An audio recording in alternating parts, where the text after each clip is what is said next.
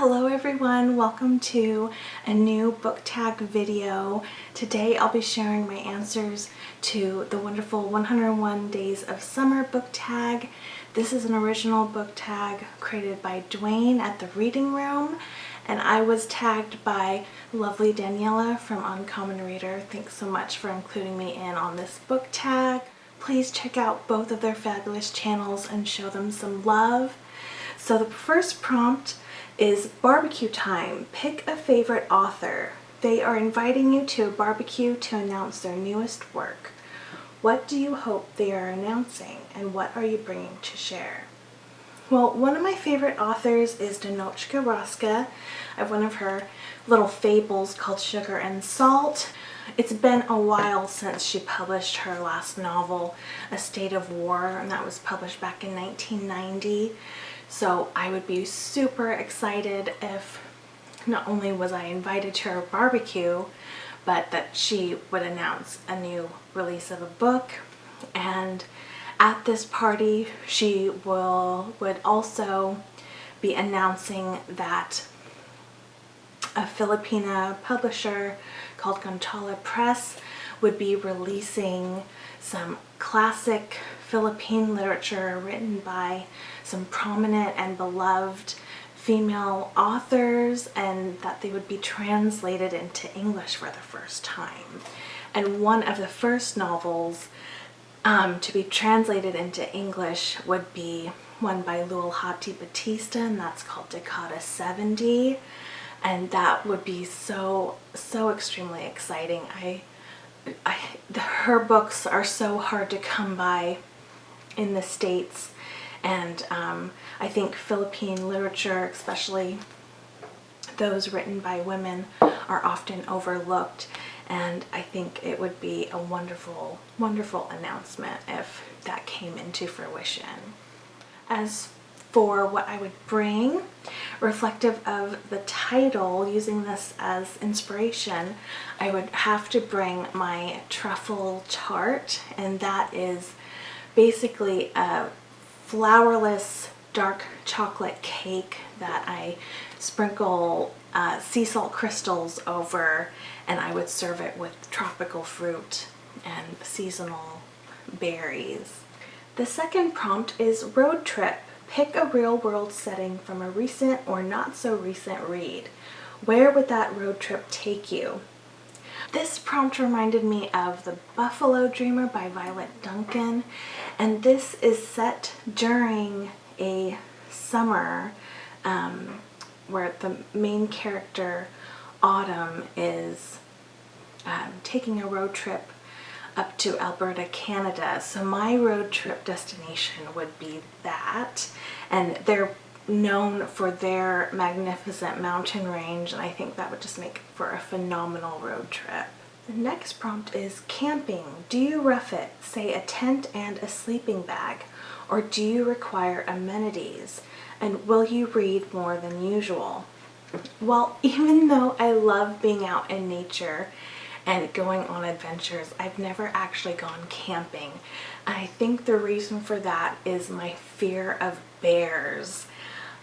There's really just one animal that I'm terrified of, and it's bears. And I realize, the ones that we have here are like tiny black bears, and there's really no need to be afraid of them, but it's just too risky for me. I need to have an actual solid barrier between me and woodland beasts. So yeah, give me a camper van, a house, a cabin, I'm there. But otherwise, yeah, I don't think, I think I'd have to camp at a location where anything with claws and sharp teeth are just non-existent. For the reading part, I love reading outdoors. If there's a quiet spot where there's plenty of trees. That'll give me shade, and I have a comfy chair. Absolutely, I will be reading the day away. The next prompt is festivals. You're attending a booktube festival where dressing as one of your favorite literary characters is the only requirement. Who do you go dressed as and why? Well, first of all, how great would this be? I think we really need to put our heads together and make this into an actual event. This would be so much fun. And I think my character would have to be Snufkin from Tove Janssen's Moomin Troll series. Snufkin is this character right here with the pipe, and Snufkin is Moomin Troll's best friend, and they just go on these little adventures, and I think I'd have so much fun creating this costume and having my little harmonica and pipe. So yeah, that would be who I would go dressed up as. The next question is scary story. Which author would you invite to go camping with you, knowing you would want to hear the scariest story they can tell around the campfire? Well, I think I'd have to go with P.G. Clark. He tells a really superb scary story, and I might have to request that he tone it down a bit, just because I'm toward the end of the more spoopy side of the spectrum when it comes to horror, and I'm just a big scaredy cat, but I think I would enjoy his campfire story for sure. The next prompt is first love, summer crush. A romantic interest during the summer months often leads to a bittersweet ending or a lasting impact. Which do you prefer to read? And how does the age of the characters affect this opinion? I really do prefer stories that aren't necessarily labeled as romances. I find a story far more interesting when it's less obvious, and I do enjoy love stories that involve characters that are wiser and that have led a fuller life, so to speak. A couple recommendations that I'll give here include The Mermaid of Black Conch, and one that I recently read was Our Souls at Night. I really enjoyed that novella. And there's another one, Major Pettigrew Takes a Stand. Those are really lovely. All these novels had a very bittersweet ending, but I got really attached to these characters and their unconventional love stories, and they definitely had lasting impacts. The next prompt is nostalgia. What book or books instill in you an overwhelming sense of summer nostalgia?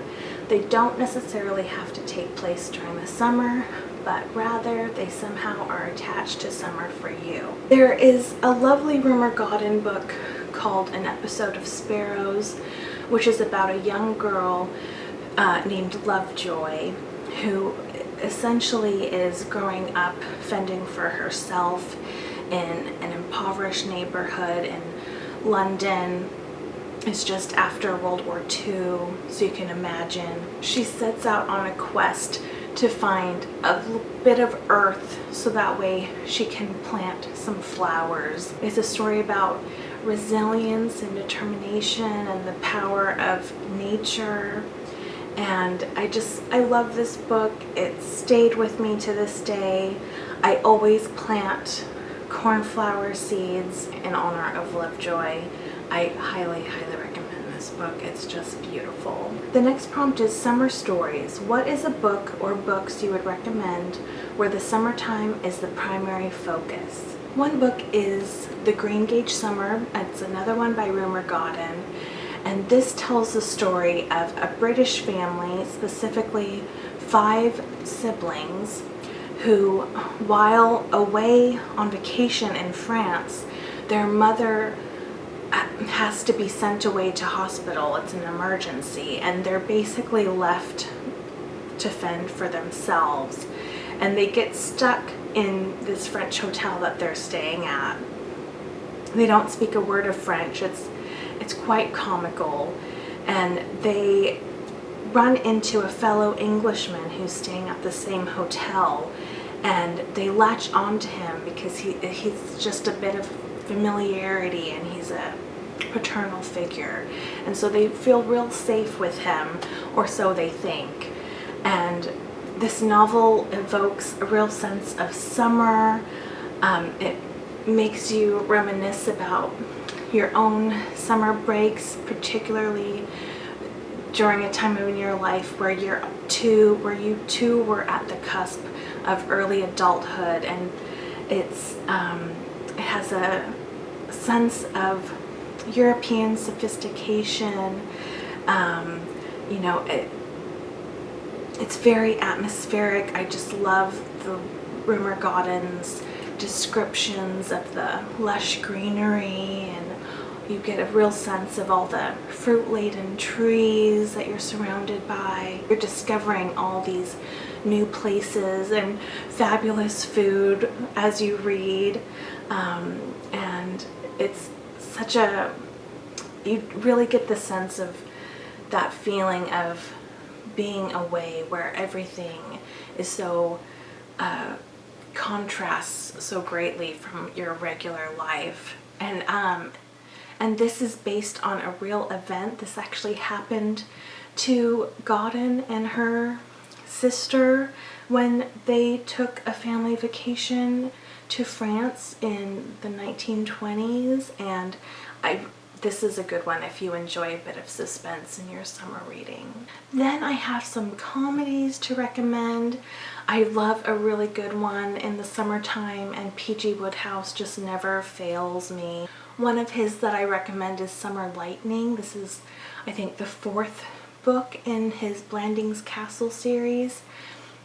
And in this series, you follow a very colorful cast of characters. It's an aristocratic family, and they're really, really ridiculous. This book contains a bit of everything. There's, you know, romantic entanglements. There's mysteries. A prize-winning pig goes missing, for goodness sake. It's so funny. I really, really enjoy rereading this. And then another romp of a time is The Nutmeg Tree by Margery Sharp. And this one is really heartwarming, and it's set also in the summertime in England. And it tells the story of a very free-spirited, exuberant, retired chorus girl, Julia, who is invited to her daughter's wedding in France. And she hasn't seen her daughter in 16 years. And it has one of the most funniest opening scenes that I've ever come across.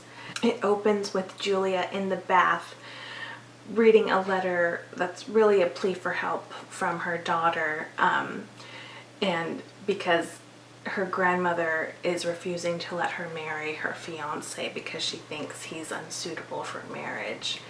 And so Julia is reading this while in the bath, while there are bailiffs trying to break down her bathroom door. So that's just a little preview into The Nutmeg Tree. I'd love to hear some of your favorite summer book recommendations, and if you would like to take part in the fun, please consider yourself tagged. Thanks so much for watching, and I'll see you next time. Bye-bye.